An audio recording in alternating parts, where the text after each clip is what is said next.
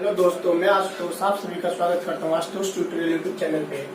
और आज हमारी तीसरी क्लास है मैथ की। तो आज हम जानेंगे, देखिए मैंने आपको प्राइम नंबर के बारे में बताया था कि प्राइम नंबर अभाज्य संख्या किसे कहती है। देखिए उसके पहले भी कुछ बेसिक चीजें होती हैं। प्राइम नंबर तो मैंने आपको बताया था कि जो खुद से या तो फिर एक से डिवाइड होती है वो प्राइम नंबर होती है। दूसरी केवल जिसका दो गुणनखंड होता है वो प्राइम नंबर होती है। देखिए अब हम आज कुछ बेसिक चीजें जानते हैं, उसके बाद प्राइम नंबर भी कैसे सॉल्व करेंगे। अगर कितनी बड़ी प्राइम नंबर है तो हम कैसे पता कर लेंगे कि हाँ ये डिवाइड है कि नहीं है, प्राइम नंबर होगी कि नहीं होगी। तो सबसे पहले आज हम जानते हैं कि विभक्त, किसी भी संख्या को विभक्त करने का तरीका, कि कोई संख्या किसी नंबर से विभक्त है कि नहीं है। किसी संख्या को विभक्त करने का, देखिए ये बहुत ही छोटा क्वेश्चन लगता है आपको देखने में, लेकिन ये बेसिक चीजें होती हैं। आप लोग जानकारी के लिए बता दूं। दूसरी चीज देखिए, अगर हम पहले पहला रूल जानते हैं। फर्स्ट हम 2 से डिवाइड करने के रूल जानेंगे कि कोई संख्या 2 से डिवाइड कैसे होगी। देखिए प्रॉब्लम इस चीज की है कि ये उन बच्चों के लिए क्लास चल रही है जो बिल्कुल भी नहीं जानते हैं, जिनको मैथ बिल्कुल भी नहीं आती है। तो हमें जीरो से लेकर चलना है, इसलिए मैं थोड़ा स्लो भी चल रहा हूँ और अच्छे से बताते हुए चल रहा हूँ आप लोगों को कि समझ में आ जाए। और कोई भी क्वेश्चन आप लोग को डाउट हो तो आप लोग कमेंट बॉक्स में पूछ सकते हैं। तो देखिए 2 से विभक्त होने के क्या रूल होते हैं। कितनी भी बड़ी संख्या हो, 5, 2, 6, 3, 7, अगर जीरो दिया है तो 2 से विभक्त होने के रूल क्या है। अगर किसी संख्या का किसी भी जैसे अगर किसी संख्या के अंत में 0, 2, 4, 6 और 8 दिया हो तो वह संख्या 2 से डिवाइड होगी, यानी उसका 2 से हम भाग के उसको दे के वो विभाजित होगी संख्या। एक तरह से करेंगे, जैसे ये संख्या है तो ये 2 से डिवाइड होगी। आप इसे करके चेक कर लीजिए, ये 2 से डिवाइड होगी। फिर देखते हैं 3 का हम देख लेते हैं। देखिए 3 में जब भी हम इस तरह की कोई डिजिट देते हैं तो इन संख्याओं का योग, यानी इन अंकों का योग क्रमशः, यानी कि जो संख्याएं दी हुई है जैसे 5 + 2 + 6 + 3 + 7 + 0, अगर इनका योग 3 से डिवाइड हो, 3 से विभक्त हो, तो वह संख्या 3 से विभाजित होगी। देखिए मैंने क्या बताया था आपको, एक संख्या दिया था 5, 2, 6, 3, 7, 0। हम इसे 2 से कर लेते हैं, देख लेते हैं क्वेश्चन। 2, 6, 3, 1, 8, 5, ये 2 से डिवाइड होगी। फिर हम देखते हैं ये 3 से डिवाइड है कि नहीं है। तो 5 + 2 7, 7 + 6 13, 13 + 6 13 + 3 16, 16 + 7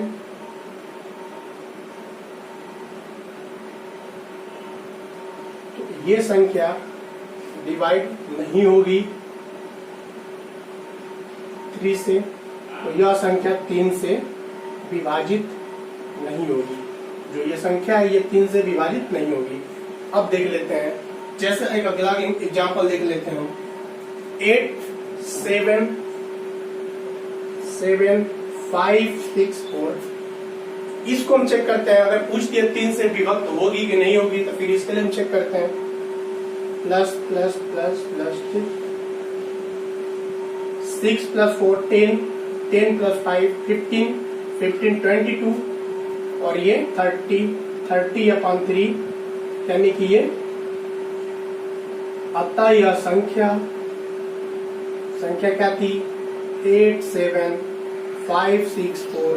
अतः यह संख्या यह संख्या 3 से विभक्त होगी, 3 से डिवाइड होगी। फिर हम देखते हैं, देखिए कुछ चीजें रिलेटिव कर लेनी चाहिए। जैसे देखिए 3 और 9 जो होती है वो कॉमन होती है। जैसे 9 का भी सेम रूल है, 9 से भी कोई संख्या अगर विभक्त होगी तो उन संख्याओं का ऐड, यानी कि उन संख्याओं का योग, उन संख्याओं का एडिशन, ठीक है, जो उनका अंक है, एक एक अंकों का एडिशन जो होगा वो 9 से डिवाइड होगा, 9 से डिवाइड यानी कि विभक्त होगा, तभी वह संख्या 3 से भी वही चीज है, 9 से भी वही चीज है। ये दोनों चीजें रिलेटिव हैं, इसको याद कर लीजिएगा, ये बहुत ही जरूरी है। फिर हम देखते हैं, जैसे कोई संख्या ले लेते उदाहरण में 6 8 7 9 1 5 3 1 5 3। अब हम देखते हैं इसका एडिशन करके, क्या ये 9 से विभक्त है? तो 6 + 8 + 7 + 9 + 1 + 5 + 3, ठीक, देख लेते हैं। 5 और 3 8 + 1 9, 9 9 18, 18 और 7 25, 25 और 8 33, 33 और +6 यानी 39। इसको हम 9 से डिवाइड करते हैं तो ये 9 4 जा 36 3। अतः यह संख्या 9 से विभक्त नहीं होगी। देखिए कभी कभी क्वेश्चन पूछ भी देता है, ये बिल्कुल मत सोचिएगा कि वो पूछ देगा। जैसे टाइम टेकन क्वेश्चन होती है, जो पेपर होता है उसमें कोई भी क्वेश्चन दुनिया में आज तक जितनी भी क्वेश्चन है 3 मिनट से ज्यादा किसी भी क्वेश्चन को सॉल्व करने में टाइम नहीं लगता है। पहली चीज, मैथ का सबसे बड़ा रूल होता है, आप जान लीजिए। बहुत बड़ी से बड़ी क्वेश्चन होगी जिसको हमें पूरा डिस्क्रिप्शन देना है तो 3 मिनट से मैक्सिमम होगी। और एग्जाम में जो भी क्वेश्चन आती है उसकी टाइमिंग होती है 30 से लेके 50 सेकेंड्स के बीच में। अगर हम इसको सॉल्व कर ले जाते हैं तो ये हमारी, इसके लिए सबसे जरूरी है हमारी बेसिक कॉन्सेप्ट क्लियर होना। तो हम सबसे पहले आपको बेसिक कॉन्सेप्ट से लेकर चलते हैं। देखिए अभी तो लॉकडाउन है, बोर्ड की थोड़ी सी प्रॉब्लम है, तो आप थोड़ा कंप्रोमाइज करिए। कुछ दिन बाद में बोर्ड भी चेंज कर दूंगा, फिर और भी तरीके से बढ़िया तरीके से आपको बताऊंगा उस पर, तो थोड़ा आपको कंप्रोमाइज तो करना ही पड़ेगा। अब हम सीखते हैं 4 से डिवाइड होने के नियम, 4 से विभक्त होने के नियम।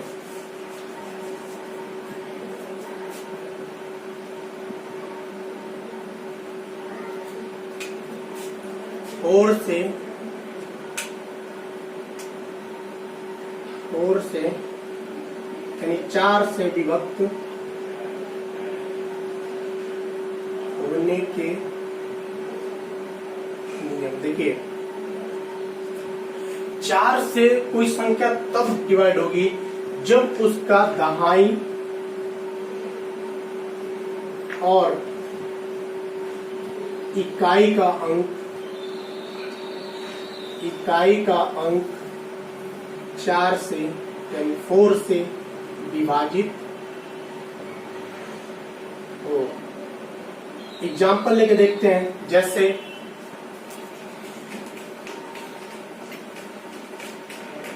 6 4 6 8 6 8 8 2 8 2 5 4। अब हम इसको 4 से डिवाइड करते हैं तो देखिए 4 से विभक्त होने के रूल क्या क्या है। पहले तो हम इसके इकाई और दहाई के अंक लेते हैं, यानी कि 5 4 4 से डिवाइड करते हैं तो होगा कि नहीं, तो ये नहीं होगा, अतः यह संख्या 4 से विभक्त नहीं होगी। फिर देखिए दूसरा लेते हैं हम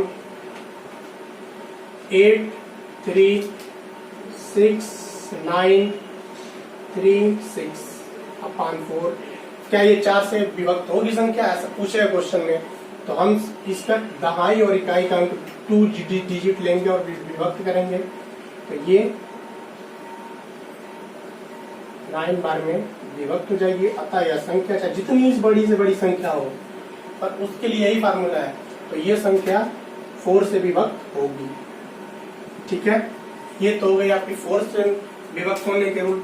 अब हम देखते हैं 8 से विभक्त होने के रूल। 8 से, अब देखिए इसी से, देखिए मैंने आपसे बोला था रिलेटिव करिए ना, 2 से तो मैंने बता दिया जिसके इकाई का अंक 0, 2, 4, 6, 8 हो वो विभक्त होगी। 3 से क्या होगा, सारे अंकों का योग अगर 3 से डिवाइड है तो विभक्त होगी। 9 से मैंने बताया सारे अंकों का योग अगर 9 से डिवाइड है तो वो संख्या 9 से विभक्त होगी। 4 के लिए मैंने बता दिया जब दहाई और इकाई का अंक कितनी भी बड़ी बड़ी संख्या हो उसका हम केवल दहाई और इकाई का अंक लेंगे और उसको 4 से डिवाइड करेंगे, अगर वो संख्या विभक्त होती है तो फिर वो 4 से विभक्त होगी। सेम इसी प्रकार इससे रिलेटेड अब कर लीजिए आप 8 से। देखिए सीरियल वाइज मैं आपको इसलिए नहीं बता रहा हूं क्योंकि आपको याद करने में बहुत ही आसानी होगी और ये बहुत ही जरूरी है। तो 8 से हम जान लेते हैं। तो देखिए सैकड़ा, मैंने आपको बताया था ना कि कैसे चलता है, राइट टू लेफ्ट, इकाई, दहाई, सैकड़ा, हजार। मैंने बताया था ना किसी संख्या का बढ़ते क्रम राइट टू लेफ्ट होता है। तो देखिए सैकड़ा, दहाई और इकाई का अंक यदि 8 से विभक्त होती है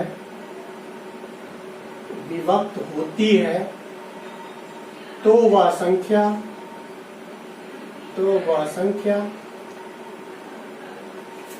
जितनी बड़ी संख्या हो वो 8 से विभक्त होगी। ठीक, ये 8 से विभक्त होने के नियम है। हम कोई संख्या ले लेते हैं जैसे 16528782 हम ले लेते हैं कोई संख्या। अब हम देखते हैं क्या ये 8 से डिवाइड है, 8 से विभक्त होगी। तो फिर हम क्या करेंगे, इसका सैकड़ा, दहाई और इकाई की डिजिट ले लेंगे और इसको 8 से डिवाइड करेंगे। आइए देखते हैं, 8 एक का नाम 8, 8 एक का नाम 8 और एक बच्चा, तो ये नहीं होगी, यानी यह संख्या 8 से विभक्त नहीं होगी। तो जितनी बड़ी बड़ी संख्या हो, अगर 8 से डिवाइड है, अगर सैकड़ा, दहाई और इकाई का अंक अगर 8 से डिवाइड है तो वह संख्या विभक्त होगी, नहीं तो वरना नहीं होगी। ठीक, फिर हम देखते हैं, फिर एक संख्या लेते हैं हम 1682 1682 1689752 1689752।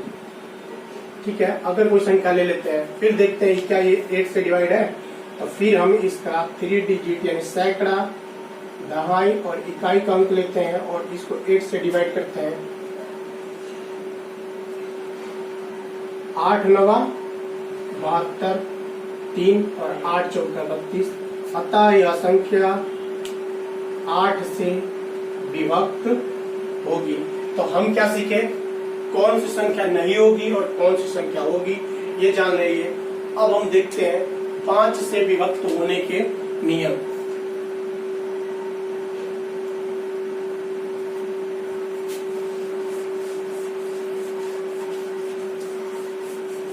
देखिए ये बहुत, उम्मीद करता हूँ सब लोग जानते होंगे, लेकिन ये बहुत ही जरूरी है।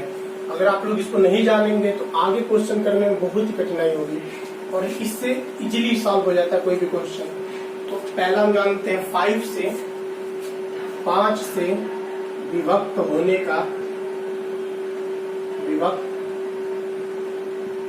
का अगर हमारी क्लास आपको अच्छी लग रही है तो आप लोग लाइक भी कर दें और चैनल को सब्सक्राइब कर दें, बेल आइकन भी दबा दें। तो हम देखते हैं 5 से विभक्त होने का नियम क्या क्या है। देखिए, यदि कोई किसी संख्या का, जितनी बड़ी संख्या हो, अगर उसका इकाई का अंक 0 या 5 है